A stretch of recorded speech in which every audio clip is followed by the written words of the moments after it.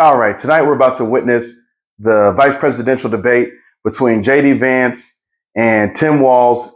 Now, I could always give a skewed perspective on this one. I think if you know me by now, that I lean a little bit more to the right than the left.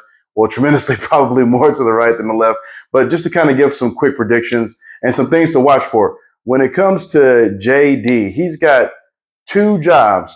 One is to put Walz in a position where he has to defend two positions. So it's one job with really two different tasks involved, which is have him defend putting tampons in the boys' restrooms in the schools of Minnesota, and then also have him defend his track record in the military and why he's ever said or made reference to holding a weapon of war in combat when that's never happened. He's never visited anywhere that has been in conflict or in combat. And then also describe to me why the Minnesota economy is doing so terribly and that you feel like tax dollars should have been spent in putting tampons in the boys' restroom.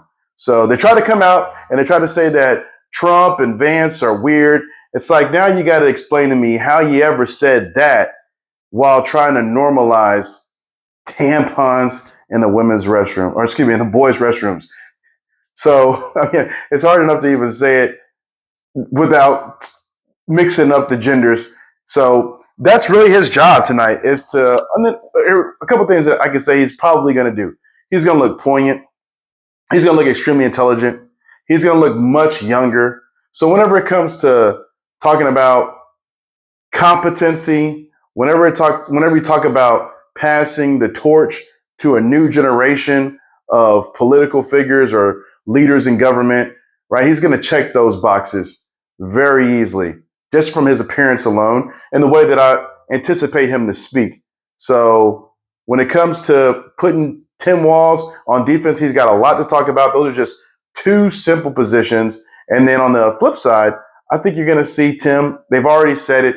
So it's kind of one of those things where, you're going to be in competition with someone. And you say, oh, they're such a good singer. I don't know if I am going to be able to compete. They've won a Grammy in the past. I've only won a few karaoke competitions, so they're kind of already doing the whole handicap situation when it comes to Tim Walz putting it out there that he's a bit nervous and giving JD Vance his credence and being able to debate. But the guy is actually a decent debater himself. He's had to be on stage to debate whenever he was running for governor. And so ultimately, I'm going to look for this guy to come off a little bit squirmish. He's going to look a little nervous. He's going to sound nervous. If he does it, that's only going to help his position. But by the way that they've already kind of anchored this thing, nonetheless, JD, I'm looking at him to be very well spoken, very articulate, and put this guy into a corner to say, hey, you tried to call us weird, but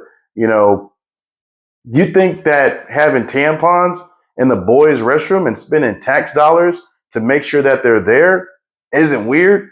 So pretty, I think, lighthearted task. That's just one thing, though, that they could talk about. Of course, the economy and how his running mate, Kamala Harris, has little to no plans that she's promoted in terms of actually fixing the economy, actually moving away from the policies of her current administration. So, being able to paint those kinds of pictures, I think are going to be well at task for him. Also, predictions, of course, me saying that he's going to win, duh, but also to say that he's going to line this guy up and make him explain himself or have him play a game of verbal dodgeball, I think is what we're going to really look forward to seeing. So that's my take.